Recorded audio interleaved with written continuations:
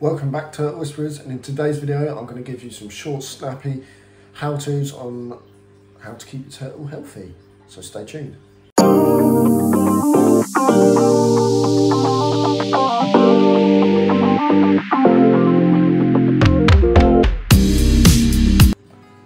So firstly, the first thing you want to do is start with a healthy turtle or tortoise, okay?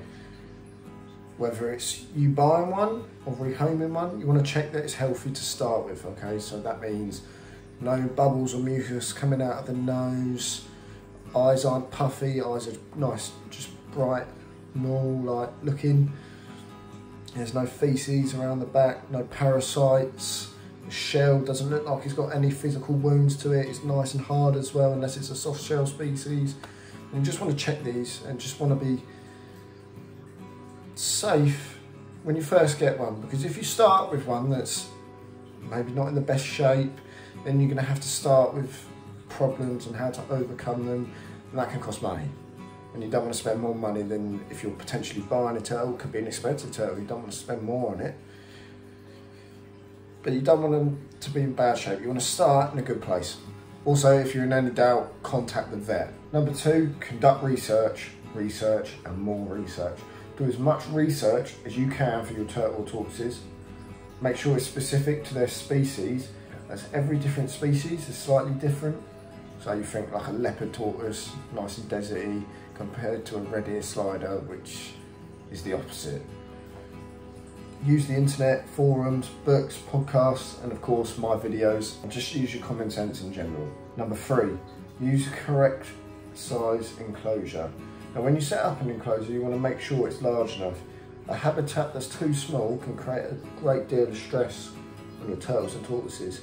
They need to be able to escape the different types of enclosures and leave its toilet waste behind. And when I say different types of enclosures, I meant the different temperatures. So if normally where your basking area is, it's slightly hotter end of the tank, and then the other end is slightly cooler.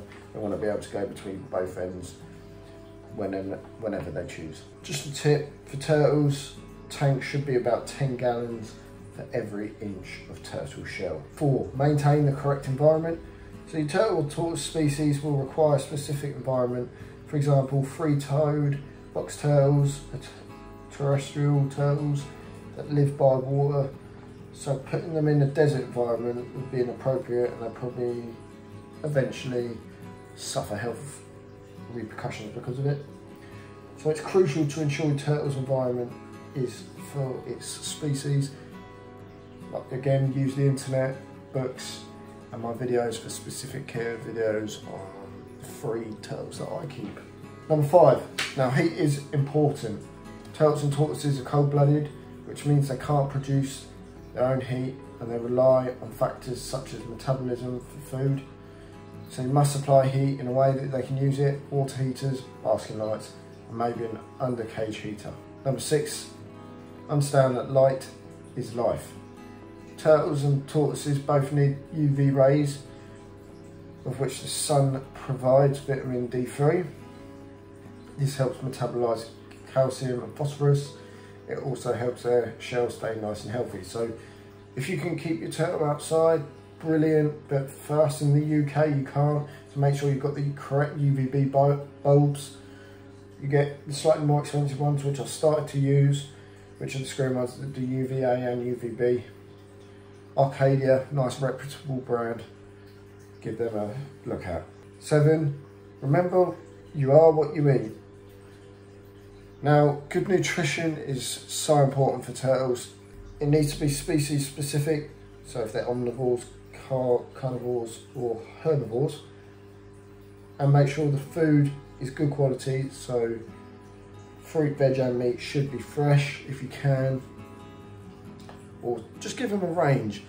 The more variety, the more it mimics their natural environment. So you think in the environment they'll be eating bugs, vegetables, fruits, everything you can think of. I mean, if you've got a pet turtle, you probably know your turtles want to eat anything and everything, right? So just make sure they're getting the correct variety, and that will help promote a healthy lifestyle. point number 8. So you want to know what's normal with your turtle. So for example, what their normal habits are, how often they're hiding, how active they normally are. So for example, I could tell you Hanzo behind me now is always kind of active. He's not really hiding about much, so when he does it's a bit strange. Whereas Sakura's normally hiding about, she's not really that as active as Hanzo. Hanzo done the basking platform a lot, Sakura won't. Right? If you notice changes, then there could be a problem.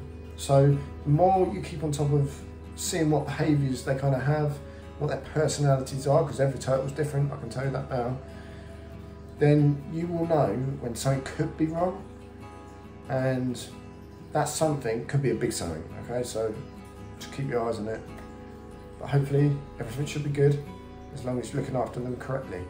And lastly, make sure that a vet is your partner. Now what I mean by this is, so for example, us in the UK, there's not many like reptile specific vets, because it's not, reptile keeping is big in the UK, but it's not as big as, let's say, the US or elsewhere. You know, our climate isn't suited for it. We have to have them in like a turtle shed like me, and that costs a lot of money. So make sure you have a vet that you can find that specialises in turtles and tortoises, and by having that, that means they know the kind of common problems that can occur, such as shell rot that might occur, issues with the respiratory system, how to maybe operate if your turtle needed it. You never know. Okay, so make sure you've got someone in mind that you can take your turtle to if you've got problems. Obviously there's some stuff you can do yourself, but it's best just to have a vet to be on the safe side. Anyway guys, thanks for listening. I hope you've enjoyed today's video. Like, subscribe, and don't forget to comment what you think and video suggestions. See you next time.